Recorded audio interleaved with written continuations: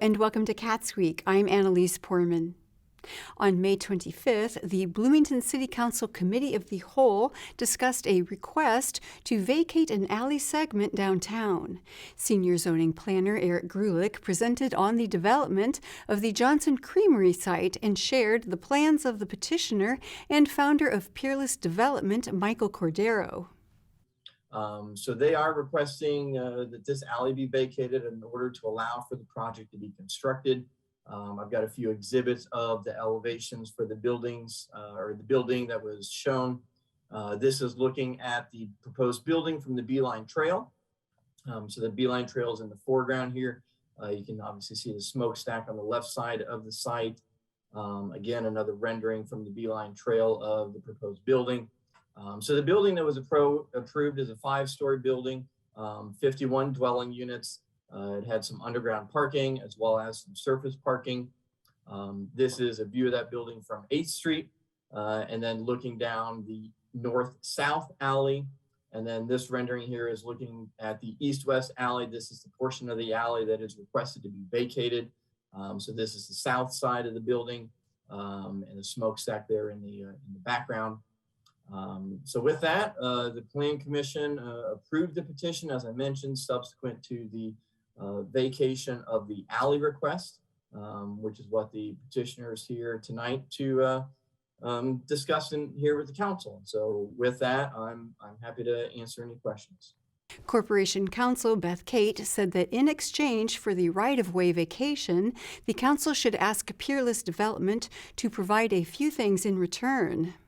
We are recommending that the council seek $250,000 to $300,000 from Peerless to fund and maintain public art that would celebrate the historic Johnson Creamery District and the Stack, along with an easement to allow installation of that art once it's approved by the HPC as needed. And this is an optional thing, but if they're not doing anything with the bricks that come off of the stack when they are taking it down to 60 feet as part of the unsafe building order, those might be able to be incorporated into an artwork and or have something else done with them, including potentially even fundraising for public art. Kate outlined the reasons that the administration is recommending a public art installation to commemorate the Johnson Creamery smokestack. So why are we suggesting this to council? First, we think it's warranted. I'll say more about public benefit in just a second, but the right-of-way certainly provides substantial commercial benefit to Peerless. My understanding is this is about a $10 million project, and a conservative estimate of their annual rent is about $800,000. Could be more than that. Building 9 or maybe 10 feet, as Eric was saying, into this 12-foot right-of-way just heightens the public concerns about integrating that new building with the historic structures. You saw some photos of that. And the creamery and the smokestack are iconic. They're iconic structures in Bloomington, and we think that they deserve a world-class project to really reflect that, and would like to bring in artists who could be able to do the sort of public art project that we have seen elsewhere.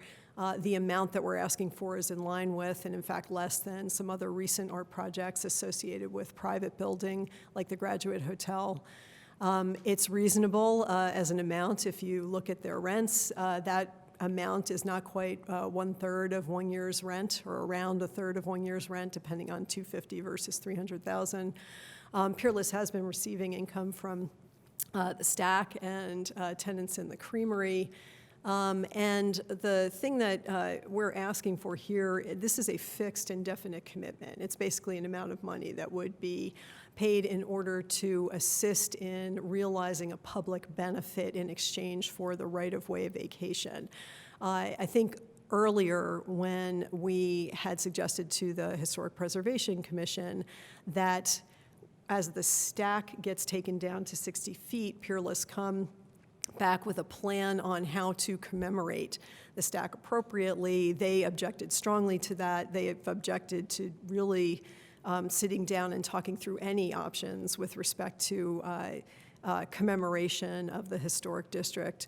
But their concern was that they didn't want to agree to something that was open-ended before the HPC, so a condition that they come back and then start a process with the HPC. This is really saying, look, you will be gaining a valuable public asset. It's appropriate for the public benefit to be considered here in terms of what will the public benefit with this right-of-way vacation. And that commitment can be very definite because the money would then be used by the city to go ahead and do what Peerless has actually suggested we do, which is if the city cares about commemoration or public art in connection with this historic district, then we should do it. And so we would actually then take that money and go ahead and engage in a public art project along the lines that you all have seen elsewhere. The council will hold an official vote on the alley vacation request at their next meeting on June 1st. A group of Black students discussed racial discrimination and bullying during the May 24th Monroe County Community School Corporation Board of Trustees meeting. Sabra Wagner, a student at Bloomington High School North, called out racial discrimination at MCCSC. Hi, my name is Sabra Wagner. I'm a rising senior at Bloomington High School North, and today I'm going to be talking about the bullying policy in MCCSC. MCCSC has acknowledged that bullying is a priority for our school district, but yet there is no statement or policy that has been created to address the harassment and bullying based on race that is occurring in our district. I've experienced many instances of racial discrimination during my years as a student in MCCSC schools. I have felt powerless and as if there's nothing meaningful I can do to change what is happening. When reporting the instances, I've had my opinions and emotions minimized and swept under the rug. I have been told that I am overreacting and making a big deal out of the situation. When a peer or staff member calls me a racial slur, it not only makes me feel unsafe, I also feel dehumanized. When I look at the current bullying policy that was adopted in 2013, I see many things that are missing. The lack of specification for instances of racial discrimination or racially motivated bullying is unacceptable. The bullying policy needs to be adjusted to include students of color. There needs to be appropriate investigation into incidences and appropriate consequences to go along with. There needs to be protection for people who report incidents of racial discrimination. I want to feel safe in the place I go to school. I don't want to have to worry about a student or even a staff member calling me a racial slur or harassing me because of the community I am a part of. I can't change who I am, and I shouldn't have to receive an education in a place I feel safe. Policy change and a statement given against racial discrimination are reasonable places to start. Without the needed changes, MCCSC will be maintaining a precedent that students of color and their safety are not a priority in this district. Thank you. Bloomington High School South student Sydney Crossley recalled experiencing racism at the school corporation as early as elementary school. When I was in second grade, me and a friend went to help younger kids with their classwork, and we went up to a boy and asked him if he needed help. When he responded, he said, "I would like help from her, but not help from you." When I asked him why, he said it was because of the color of your skin. And that was the first time I experienced racism here, but it would not be the last. I pulled the teacher aside and told him how I felt. Throughout the years, racism here at MCCSC has gotten worse. It's my first year in high school, and racism has happened all over the school to multiple students of color. And time again, nothing really happened.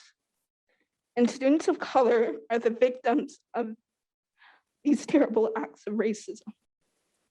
An anti-racism policy would helping students of color and making sure no racism happens here at MCCSC again. We call on all adults to do something about this racism to ensure nothing like this happens again. I'm here to talk not only about racism, but to be a voice to my younger siblings, to younger POCs, and my peers. But most importantly, I'm a voice for myself. Thank you. School board members thanked the students for sharing their perspectives and pledged to address the issue through policy changes. And we'll have more Cats Week after this message.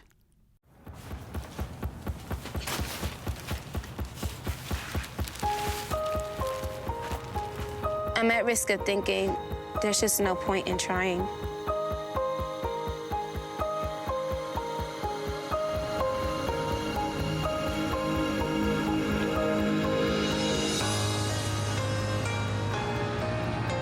I'm at risk of looking in the mirror and hating what I see.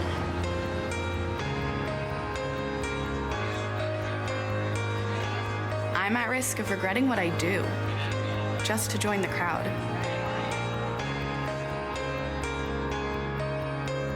I'm at risk of being told not to tell.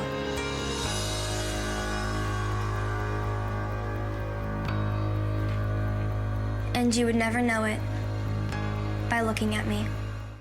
Welcome back to Cats Week. On May 25th, at the Monroe County Commissioners' meeting, Board of Health Director Penny Caudill said that the county is currently at a low level of COVID-19 community spread. She noted that the rate of transmission is relatively high, but the number of hospitalizations has remained low. Caudill also said that there has been an increase in COVID-19 vaccinations. We have also, there's a little bit of good news. We've seen a little bit of an increase in vaccinations, and so we're pleased about that. Some of that is those 5 to 11-year-olds getting boosters, but we're seeing other individuals come in to get their first dose or booster dose. So we are seeing some increase there, and we're very pleased about that. Caudill also addressed monkeypox and the public health issue of gun violence. And other than that, monkeypox is, I think people are hearing about that. That is not something new, but there are investigations ongoing into the current cases that have been identified. So you can stay tuned for more information on that. And then the last thing that I would say, and maybe this should have been the first thing, but gun violence and trauma has to remain on our list of challenges to address. Not just from a public health issue, but all the way around. I am very, very sad for the families and the communities that are, again, dealing with this issue. Thank you. Later, Highway and Transportation Director Lisa Ridge asked the commissioners to approve a matching grant with INDOT for highway paving projects. Commissioner Penny Githens commented on Ridge's work to make the repaving of roads more routine. I just want to make sure that our residents understand that you have now created sort of a grid so that every 20 years or so, something gets repaved. It's on a schedule now. It's not just willy-nilly in terms of throwing a dart at the board to see which road gets paved, right? Ridge responded, saying that they take a lot of factors into account to predict when roads will need to be repaved. However, weather conditions like freezing and thawing can adjust the plans. Exactly. We are required to have an asset management plan for every highway department in the county. That's submitted to Purdue at LTAP, and then it's submitted to NDOT. We are to use that for the purpose of inspecting a road, giving it what we call a PACER rating of 1 through 10. So we play a lot of factors go into that: traffic counts, truck traffic, and then we rate the condition of that road. Then we build it into our paving program to where we get onto a continuous rotation. So it's a ongoing building process to build this program to where we can have a plan of moving forward and not just react. But again, another part of that plays into changing a paving program is the weather conditions in the winter and the spring. That can completely change everything if we get a lot of freeze and thaw, which is a lot of damage to the roadway. So that can adjust our plan a little bit. But again, working with the community crossing matching grant programs helped us a lot to be able to plan for upcoming projects. The commissioners approved the matching grant unanimously. The commissioners also approved 3 other highway paving projects presented by Ridge.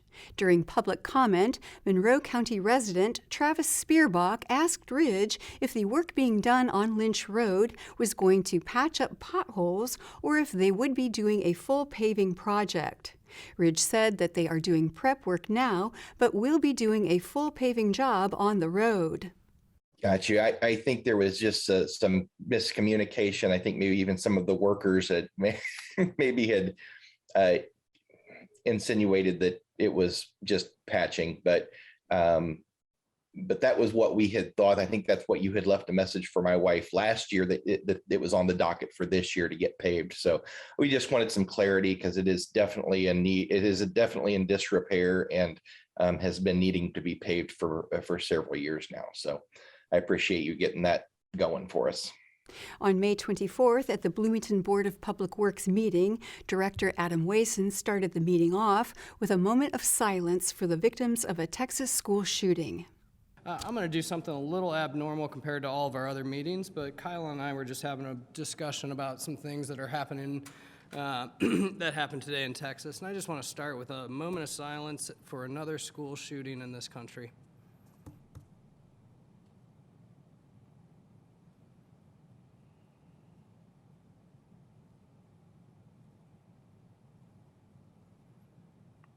Thank you. Vice President Beth Hollingsworth asked Bloomington residents to pay attention to the work being done to improve the city. This is a message to everyone in Bloomington. Summer's almost here. The pandemic restrictions have been lifted with some exceptions, and now begins the fun of summer with festivals, markets, outdoor dining, and much, much more. However, there's another level or layer to think about. This is the work of the city. Most students are away for the summer and construction is in full swing. So you're going to encounter road closures, lane restrictions, detours, to mention just a few things. Safety is a big concern with the city. Your safety, the safety of everyone here. So there'll be signage, barricades, and other alerts. I just want to say, pay attention, be safe, be patient, and enjoy the many activities available this summer. Next, the board heard an appeal request for a noise citation issued at 724 South Lincoln Street. Assistant City Attorney Daniel Dixon informed the board that the city staff thinks that the appeal should not be granted. I will, start and just say the city's position is that the citation was appropriately issued and that we will be asking for the board to deny the appeal tonight. Dixon asked Officer Luke Grover, who was one of the responding officers to the noise complaint, a few questions. Officer Grover, you'd mentioned being on duty, and I'm assuming you're talking about the call to 724 South Lincoln Street. Is that right? That is correct, yes.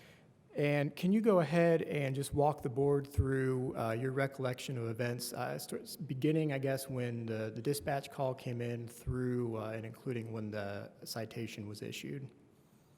Of course, yes. So on April 21st, 2022 at 11:39 p.m., a noise complaint call came in, which is fairly normal for that day and time, at the address of 724 South Lincoln Street. Per department policy, we normally let those calls pen for at least 15 minutes to allow for validity of the call and of the complaint. So the call was, it was called in at 11:39 p.m. and officers, including myself, arrived at 12:04 on April 22nd, which was past the 15-minute waiting period that we normally have. Myself and other officers parked on East Dodge Street and South Lincoln, so right there on the corner, a couple houses south of 724 South Lincoln, and we're standing on the sidewalk and could hear what sounded like loud music coming north from East Dodge Street. So we went ahead and followed the noise along the sidewalk and located the noise coming from the house, 724 South Lincoln Street. We went up to the house and made contact with one of the individuals there and asked to speak to someone who was owned or renting the apartment there. And Jorge Ortega came and identified as having ownership of that location. I advised to him that we could hear the loud noise coming from a public place and was causing disturbance. And per policy, we will write noise violations. And I explained to him how that works, with the first ticket being a $50 fee and it goes up from there. He stated he understood. And then I officially wrote the ticket and issued it to him at 12:10 on April 22nd, 2022. And then went ahead and left from the area. The resident, George Ortega, asked the board to appeal the citation and explained why he thought the citation was not fair. Good evening, everybody. Yeah, the reason for my appeal for this citation was because I wasn't, so at first I wasn't aware of that somebody had called the violation in. At first it was my understanding that the officers were driving past and could hear music from their vehicles, which is what they made it seem like. But other than that, I was appealing because it wasn't my, like, I stay here, but it wasn't my party, I guess, to say the least. I was next door with the neighbors, and I barely knew about what my roommates were planning for that evening. And I mean, they kind of told me about it the day of, but they didn't say it was gonna be like something crazy like the way it was. There was a lot of stuff going on due to the fact that it was Little Five weekend.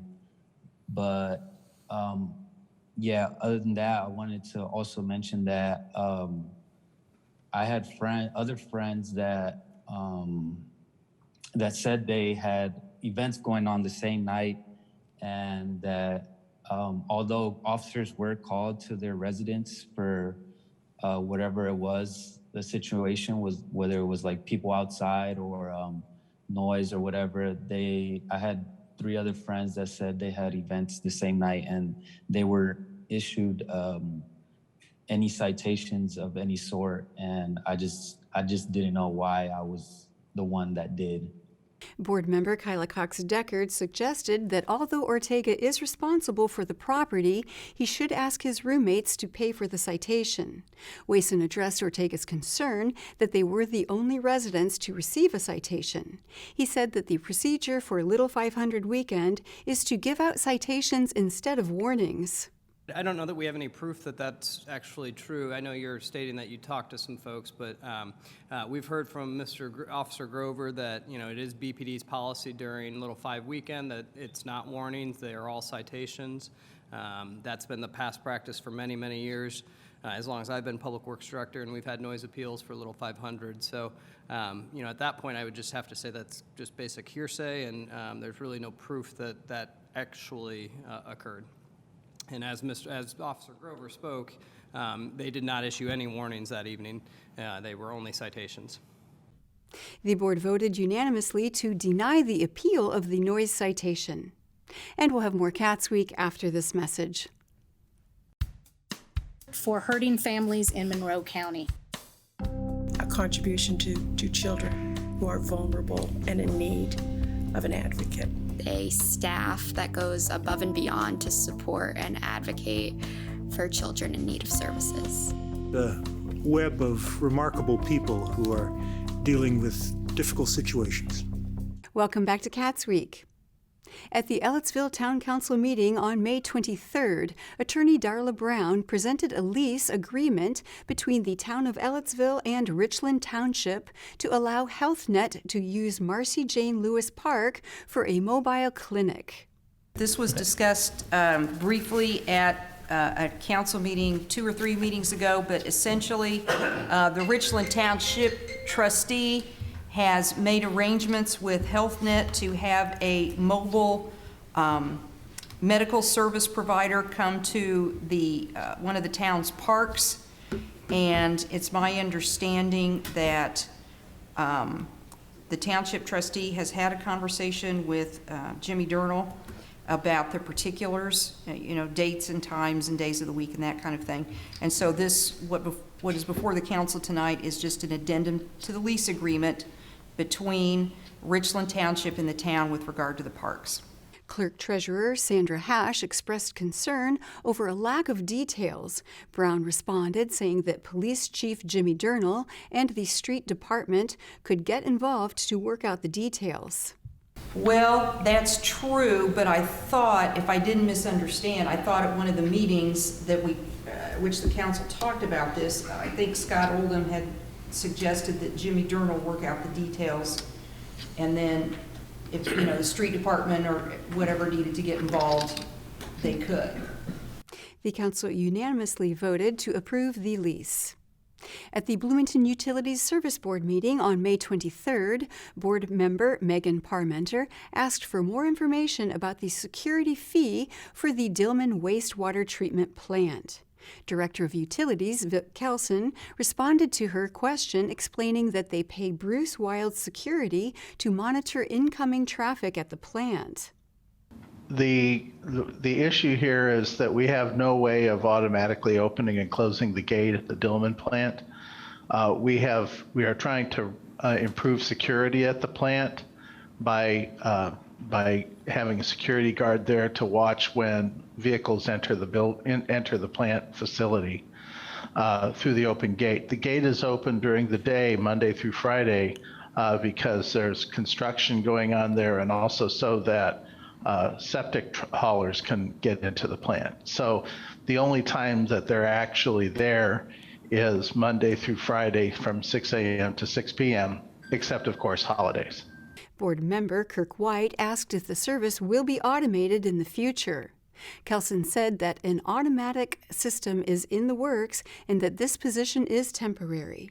Kelson added that the reason they have decided to have a guard at the gate is due to warnings from Homeland Security and the American Water Works Association.